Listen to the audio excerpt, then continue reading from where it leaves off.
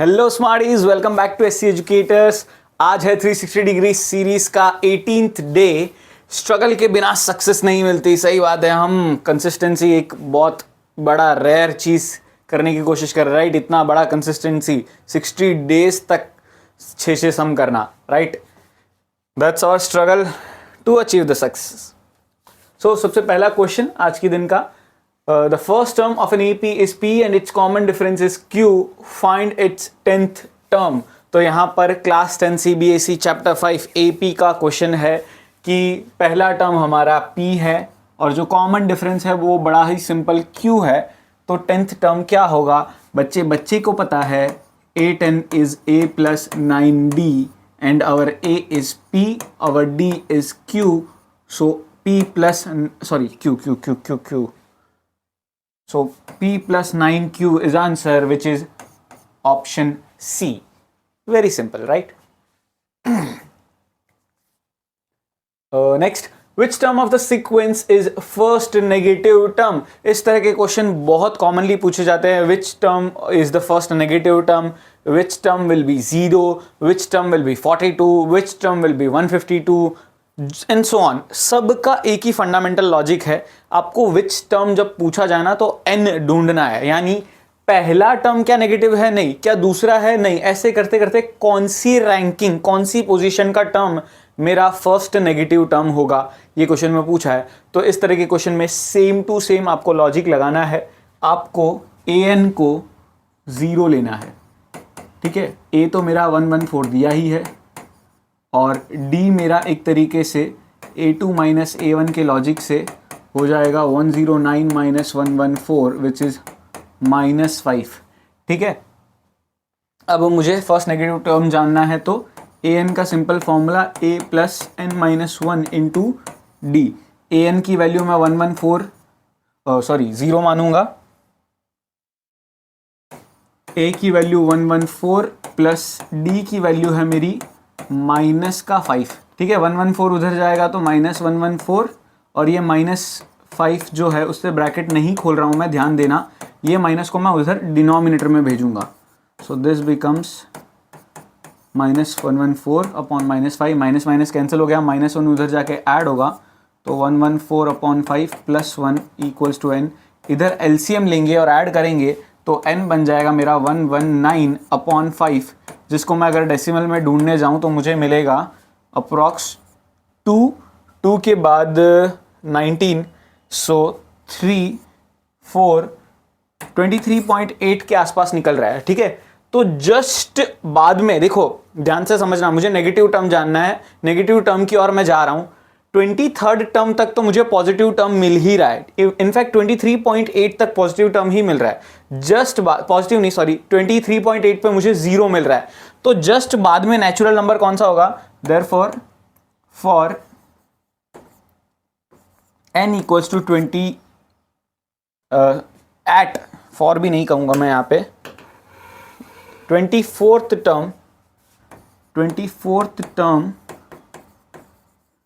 Will be first negative term, ठीक है ना। फर्स्ट नेगेटिव टर्म हमको 0 कब मिल रहा है? इस पे मिल रहा है। तो जस्ट बाद में नेचुरल नंबर कौन सा है?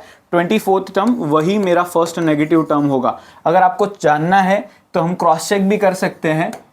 24th term means A24 which will be A plus 23D। Our A is 114 plus 23, D is -5। So this is 114 minus 23 into 5 is 115. So this becomes -1. So -1 मेरा फर्स्ट नेगेटिव टर्म है। ये cross check किया ही, आपको main answer में लिखना नहीं है, आप रफ में क्रॉस चेक कर सकते हो। देखो पहला नेगेटिव टर्म मेरा -1, वो 24th टर्म ही है। आई होप समझ में आया होगा, बहुत इंटरेस्टिंग क्वेश्चन था। Next, find the sum of all 3 digit natural numbers which leave remainder 3 when divided by 5. This is crazy question. ध्यान से समझना, बहुत मजा आएगा। सबसे पहले तो देखो 3 डिजिट नंबर्स की बात की तो 3 डिजिट नंबर शुरू कहां से होते हैं? 5 से, सॉरी 100 से, 100, 101 एंड सो ऑन। लेकिन यहां पे कंडीशन है डिवाइडेड बाई 5 और रिमाइंडर 3 मिले। तो देखो अगर मैं 100 को 5 से डिवाइड करता हूं तो रिमाइंडर मुझे कितना मिलता है, रिमाइंडर मिलता है 0। तो अगर मुझे रिमाइंडर 3 चाहिए तो उसके लिए मुझे इस 100 में 3 ऐड करना पड़ेगा, यानी 103। अगर 103 को मैं 5 से डिवाइड करूं तो 5 20 ज़ा 100 बचा 3 रिमाइंडर। तो 103 मेरा पहला नंबर है एपी का जिसको 5 से डिवाइड करने पर रिमाइंडर 3 मिले। फिर अगला नंबर जानना है, तो जिस चीज से डिवाइड कर रहे हैं ना वो वाला नंबर ऐड करते जाओ, आपको रिमाइंडर 3 ही मिलता रहेगा, यानी 108 फिर 111 एंड सो ऑन।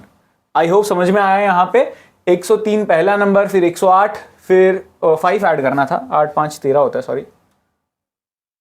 तो 113 देन 118 एंड सो ऑन। ऐसे करते करते लास्ट नंबर, अगर देखो लास्ट नंबर भी ऐसे ही ढूंढने का लॉजिक है। आप 998 से डिवाइड 999 से डिवाइड करो 5 को, और जो रिमाइंडर मिल रहा है वो देख लो क्या 3 मिल रहा है। अगर नहीं तो फिर हम उससे एक नंबर और कम जाएंगे, 998 997 एंड सो ऑन। लेकिन अगर मैं ध्यान से अगर पैटर्न को ऑब्जर्व करूं तो 3 फिर 8 3 फिर 8 3 फिर 8 ऐसे ही मिल रहा है। तो लास्ट नंबर 100% 998 ही होगा, जो कि 5 से डिवाइड करने पर 3 रिमाइंडर देगा। आई होप ये समझ में आया। बहुत ही इंटरेस्टिंग क्वेश्चन है। अब मुझे इनका सम ढूंढना है, तो सबसे पहले तो मैं नंबर ऑफ टर्म्स कितने वो ढूंढूंगा।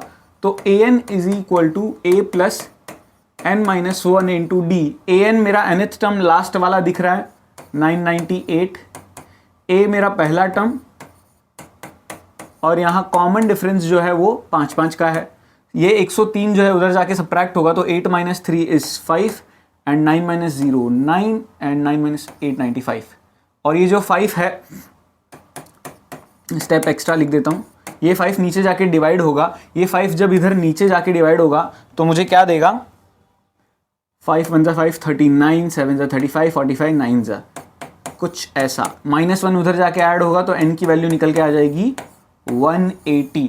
टोटल 180 नंबर्स है जिनका मुझे सम करना है। अब सम मतलब S180, it will be 180 by 2। चलो SN का फॉर्मूला भी आपके लिए लिख देते हैं, n by 2 2a plus n minus 1 into D, वो भी लगा सकते हो, बट क्योंकि मेरे पास nth टर्म लास्ट टर्म जो है वो है, इसीलिए मैं ये वाला फॉर्मूला यूज कर रहा हूं। 180 डिवाइड बाई 2, n है मेरा 103, an है मेरा 998। दोनों को ऐड करेंगे हम, इधर 2 से इधर 90 से, सो दिस बिकम्स 90, और ब्रैकेट के अंदर 8 3 11 21 10 10 11 1101।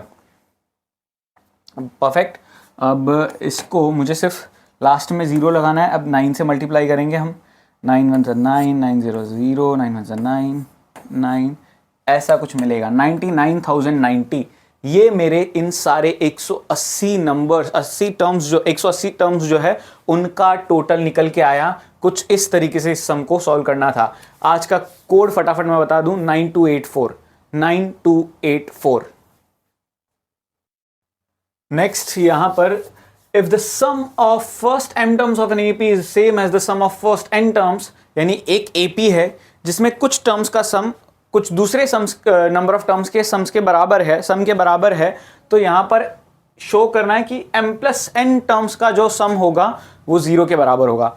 बहुत ही इंटरेस्टिंग इजी क्वेश्चन होते हैं, थोड़ा लॉजिकल ज़्यादा है, तो कंसेप्चुअली क्लैरिटी बहुत ज़रूरत होती है, ध्यान से समझना। तो मुझे अगर बोला है फर्स्ट m टर्म्स की अगर बात की है, तो first m terms is sm, that is m by 2 2a plus m minus 1 into D. Same तरीके से मुझे इक्वल बोला है कि सम ऑफ n टर्म्स भी आपस में इक्वल है, 2a plus n minus 1 into d. ये दोनों चीज़ें आपस में इक्वल है, यानी m by 2 2a plus n minus 1 into D जो है वो बराबर n by 2 2a plus n minus 1 into D के। तो 2 और 2 अगर मैं कैंसिल कर दूं तो इतनी चीज़ बचती है, और इस ब्रैकेट को अगर ओपन करके सिंप्लीफाई करूं, ये सिंप्लीफिकेशन बहुत क्रिटिकल है, तो ध्यान से समझना। पहले तो अंदर जो ब्रैकेट है बॉक्स ब्रैकेट के, उसका सिंप्लीफिकेशन करते हैं, तो कुछ ऐसा मिलता है। यहाँ सिंप्लीफाई करेंगे तो कुछ md, और ये nd माइनस डी, राइट। अब और ब्रैकेट खोलेंगे तो ma plus m square d minus m d, 2na plus n square d minus n d. सब कुछ मैं लेफ्ट साइड ले जाता हूँ तो यहाँ पर ये कुछ ऐसा बन जाएगा 2ma माइनस 2na, ठीक है। फिर m square d minus n square d, फिर माइनस का एम डी और प्लस का एन डी, ठीक है। अब दो दो टर्म्स के बीच में कॉमन जो दिख रहा है वो ले लेते हैं। सो यहाँ पर मुझे 2a कॉमन निकलता हुआ दिख रहा है, अंदर बचा m माइनस एन। यहाँ इन दोनों में देखें तो d कॉमन निकलता हुआ दिख रहा है, अंदर बचा m square minus n square. Then इसके बाद यहाँ दोनों में d कॉमन निकलता हुआ दिख रहा है, अंदर बचा m माइनस एन। अब देखो यहाँ भी m माइनस एन है, यहाँ भी m माइनस एन है, तो इसको भी अगर मैं m माइनस एन के फॉर्म में बना दूँ तो पूरे में से m माइनस एन कॉमन निकल सकता है। तो इसको मैं कैसे बना सकता हूँ? सिंपली इधर बन जाएगी ये आइडेंटिटी। आइडेंटिटी के तौर पे ये क्या हो जाएगा यहाँ पर d m माइनस एन और m plus n, then d m minus n equals to 0। अब इस पूरे का आगे का सॉल्यूशन देखो, सब में m माइनस एन कॉमन है तो अंदर बच गया m माइनस एन, सॉरी बाहर कॉमन निकल गया m माइनस एन, अंदर बचा सबसे पहले 2a, फिर d के साथ m plus n and then इसके बाद माइनस d इक्वल्स टू 0। अब यहाँ पे देखा जाए तो m माइनस एन, यहाँ पर भी d कॉमन निकल सकता है, तो d अगर कॉमन निकल जाए तो अंदर बचेगा m प्लस एन माइनस 1, ठीक है ना। देखो d जो भी चीज़ हम कॉमन निकालते हैं जनरली ब्रैकेट के बाहर रखते हैं, पहले रखते हैं ब्रैकेट के, लेकिन यहाँ पर मैं AP में जनरली d पीछे होता है इसलिए पीछे रख रहा हूँ क्योंकि ये एज इट इज़ काम लगेगा। अब ध्यान से समझते हैं, दो ब्रैकेट्स का मल्टीप्लीकेशन अगर 0 हो तो या तो m माइनस एन 0 के बराबर होगा, यानी m और n इक्वल हो जाए, तो ये तो पॉसिबल ही नहीं है, ठीक है, क्योंकि दो अलग अलग टर्म्स के बारे में बोला हुआ है। या तो फिर दूसरी सिचुएशन क्या होगी, 2a plus m plus n minus 1 into d, ये पूरी चीज़ 0 के बराबर हो जाए। तो ये मेरा एक डेरिवेशन है जो आगे काम लगेगा, ठीक है। ये चीज़ जो ये कंक्लूजन जो मैंने डिराइव किया है ये आगे काम लगेगा। अब कैसे काम लगेगा देखते हैं। जो मुझे प्रूव करना है उसमें m प्लस एन टर्म्स का सम ढूंढना है, मतलब 0 प्रूव करना है बेसिकली। तो m प्लस एन टर्म्स का सम क्या होगा, m plus n by 2a plus m plus n minus 1 into d, ठीक है ना। ध्यान से समझना, देखो जनरली क्या होता है n माइनस 1 होता है, लेकिन मेरे टर्म ही m प्लस एन है तो जहां जहां n होगा वो रिप्लेस कर देगा m प्लस एन को। अब इतना ब्रैकेट जो है वो मेरा 0 के बराबर है, यानी m प्लस n अपॉन 2, ये चीज़ 0 से मल्टीप्लाई होगी तो कितनी मिलेगी, 0। यही मुझे प्रूव करना था कि m प्लस एन टर्म्स का सम जो है वो 0 के बराबर है। आई होप समझ में आया, बहुत ही क्रेजीली इंटरेस्टिंग क्वेश्चन था। Done. Next, a man रिपेज a loan of rupees 3250 by paying rupees 20 in the first month, then increases the payment by rupees 15 every month. How long will it take him to clear the loan? ठीक है ना, 20-20 रुपए का अपना loan चुका रहा है वो, पहले 20 रुपए और देन 15 रुपए से इंक्रीज कर रहा है। तो सबसे पहला अमाउंट क्या है उसका, 20, then 35, then 50 and so on, ठीक है ना, ऐसा ही कुछ है। Yes, done. अब SN मुझे दिया हुआ है यहाँ पे 3250, A है मेरे पास 20 और D है मेरे पास 15, और नंबर ऑफ इंस्टॉलमेंट मतलब कितने मंथ लगेंगे ये हमको जानना है, how long it will it take him. तो सिंपल सी बात है, यहाँ पे SN का फॉर्मूला लगा देंगे, n by 2a plus n minus 1 into डी। तो 3250 equals to n by 2 into a की वैल्यू मेरी 20 है, सो 20 इंटू 2 इज 40, d की वैल्यू मेरी 15 है, सो 15n माइनस 15, ये 2 उधर जाएगा, मल्टीप्लाई होगा 3250 से, तो ये हो जाएगा 6500, और ये हो जाएगा मेरा 40 माइनस 15 कर ही देते हैं, 40 minus 15 is 25 plus 15n।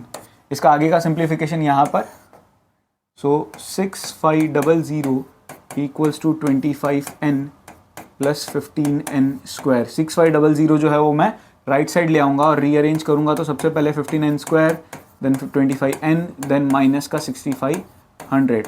5 common निकल जाएगा तो सिंप्लीफाइड इक्वेशन हो जाएगी। सब कुछ, हर एक टर्म को मैं 5 से डिवाइड कर रहा हूँ क्योंकि 5 से डिविजिबल है। माइनस ये हो जाएगा 1300। कुछ इस तरीके से मेरी इक्वेशन बन चुकी है।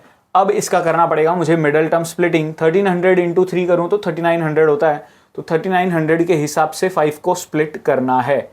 4000 अगर मैं देखूँ तो 20 इंटू 20 तो नहीं होगा। हाँ नहीं, 50 इंटू 50, 50 और 55, 65। हाँ मेरे हिसाब से 60 और 55 या नहीं, 6 5 30, तो ये लगभग 55 और 50 से काम बनना चाहिए। 55 इंटू 5 करके पीछे 0 देख लेते हैं। 5 5 25 5। फिर भी काम नहीं बनेगा। सो 3900 का थोड़ा सिंप्लीफिकेशन करके ही देख लेते हैं।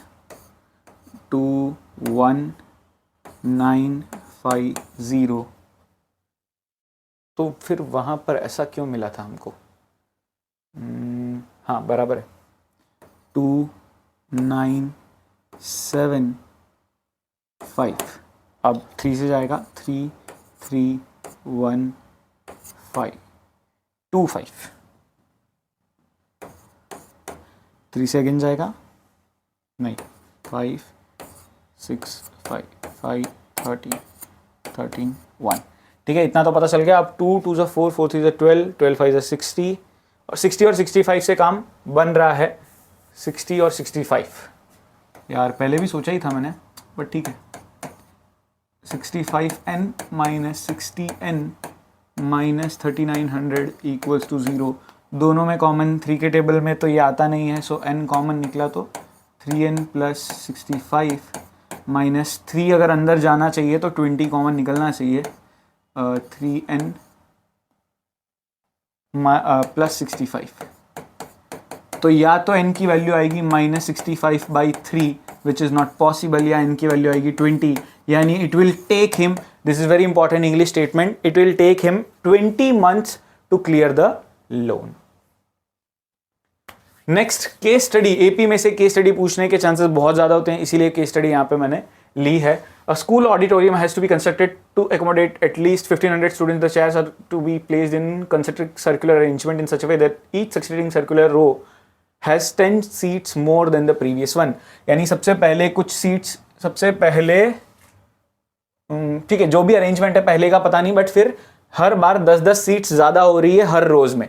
ठीक है, if the first circular row has 30 seats, how many seats will be there in 10th row? ठीक है ना, 10-10 सीट से बढ़ता जा रहा है, तो अगर पहली में 10 है, फिर 40 है, फिर 50 है, एंड सो ऑन, और मुझे जानना है 10वीं रो में कितनी सीट्स होगी, तो A10 will be A plus 9D, A is 30 and 9 and D is 10, so 90 and this becomes 120.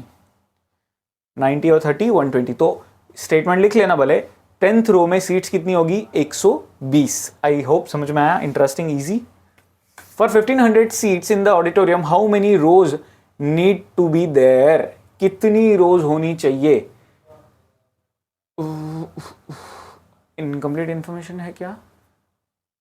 अच्छा, टोटल 1500 स्टूडेंट्स है, लेकिन पहली रोज में कितने हैं? नंबर ऑफ रोज ही तो हमको जानना है। यहाँ पे कॉमन डिफरेंस एक्चुअली कुछ दिया है सीट्स के हिसाब से। हाँ, सबसे पहले तो हम एक तरीके से SN दिया हुआ है हमको 1500। ए है हमारे पास, ए भी नहीं है, लेकिन 10 सीट्स ज़्यादा है, तो मेरे हिसाब से शायद पिछली वैल्यू हमको कंसिडर करके चलनी पड़ेगी, तो ही काम बन पाएगा। आई गेस सो, मेरे हिसाब से तो ही पॉसिबल है। सो कितनी सीट्स थी? 30, and then D is 10, so SN equals to n/2 2A plus n-1 into D। 1500 equals to n/2, थोड़ा डायरेक्ट करेंगे, 2 इंटू 30 60, और यहाँ D 10 से मल्टीप्लाई होगा तो 10n-1 10, ये हो जाएगा 3000 इक्वल्स टू ये हो जाएगा 50 प्लस 10n। ब्रैकेट खोलने से पहले अगर मैं सबको 10 से डिवाइड कर दूं तो ये छोटा हो जाएगा इक्वेशन, यानी 300 equals to n 5 plus n बन जाएगा। ब्रैकेट खोलेंगे तो ये बन जाएगा n स्क्वायर प्लस 5n और यहाँ 300 राइट साइड आएगा तो n square plus 5n minus 300 equals to 0। I hope इतना तो समझ में आ गया। अब मिडल टर्म स्प्लिटिंग करना है तो 20 और 30 हमें चाहिए 300, सो 30 इंटू 10 होता है 300 और 15 इंटू 20 भी होता है, so this becomes 20n minus 15n minus 300 equals to 0। एक आएगा n प्लस 20 वैल्यू और एक आएगा n माइनस 15, ये विथ प्रैक्टिस आएगा, मैंने डायरेक्ट लिखा है। एक n की वैल्यू होगी माइनस 20 जो कि पॉसिबल नहीं है, तो नंबर ऑफ रोज होगी 15। 1500 स्टूडेंट्स को एकोमोडेट करने के लिए 15 रोज की जरूरत पड़ेगी। इंटरेस्टिंग। नेक्स्ट, और if 1500 seats are to be arranged in an auditorium, how many seats are still left to be put after the 10th row? तो 10वें रो के बाद how many seats are still left to be put? तो 10 रो तक, यानी S10 पहले हम ढूंढ लेते हैं। 10 रो में कितनी सीट्स है पहले हम ये जानते हैं, तो 10/2 2 इंटू ए हमारा 30 था plus n minus 1 10 minus 1 into D है हमारा 10, ठीक है। ये हो जाएगा 5, ये हो जाएगा 30 into 2 60, this is 9 10 90, so this becomes 150 into 5 that is 750। So अब इंटरेस्टिंग पार्ट ये है, ध्यान से समझना, how many seats are still left to put after 10th row. अब क्वेश्चन में इत्तेफाक से मेरा फाइनल आंसर और अभी जो आंसर आया वो सेम है, बट कभी भी अगर क्वेश्चन में ये 10th रो की जगह 9th रो तक का ही दिया होता, उसके बाद का टोटल पूछा है, हो क्या रहा है 10 रो तक सीट्स अरेंज कर दी, तो 10 रो के बाद जो बाकी रोज बची है उसमें कितनी सीट्स बाकी है फिल करनी या अरेंज करनी या जो भी है, तो seats left will be nothing but total 1500 है माइनस जो मैंने 10 रोज तक अरेंज कर दी वो, तो अगर मैं माइनस करूं तो 750 सीटें अभी भी अरेंज करनी बाकी है। तो बाकी की जो 5 रोज है वो 5 रोज में मिला के कितने सीट्स होंगे 750। काफी इंटरेस्टिंग क्वेश्चन था। If there were 17 rows in the auditorium, how many seats will be there in the middle row? Interesting question, middle row जानना है, ध्यान से समझना। कभी भी इस तरीके का क्वेश्चन हो, मिडल वाला पार्ट जानना है, तो सबसे पहले ये नंबर देखो ऑड है इवन है, ठीक है ना। मोस्टली अगर वर्ड प्रॉब्लम टाइप आया तो 100% इवन नंबर ही होगा, वरना इवन ऑड नंबर ही होगा, वरना अगर इवन नंबर हुआ तो सिचुएशन थोड़ी बदल जाएगी। अब अगर मेरे को पहले तो 17 रोज में बीच वाली रो कौन से नंबर पे होगी वो जानना है, तो इसका सिंपल सा फॉर्मूला है इवन नंबर में n plus 1/2 that is 17 plus 1/2 यानी 18/2 दैट इज 9th रो, ठीक है ना। मिडल वाली रो कौन सी होगी 9th रो। अब इस 9th रो में सीट्स कितनी है, वेरी सिंपल, A9 ढूंढ लो, A प्लस 8D, A था मेरा 30, D मेरा 10, सो 30 प्लस 80 110, तो 110 सीट्स होगी इस बीच वाली रो में जो कि 9th नंबर पे है। आई होप समझ में आया। काफ़ी इंटरेस्टिंग सेशन, काफ़ी इंटरेस्टिंग वीडियो रहा आज का। एपी के और भी काफ़ी इंटरेस्टिंग क्वेश्चन हम आगे करेंगे। Thank you so much for watching. मिलते हैं नेक्स्ट वीडियो में।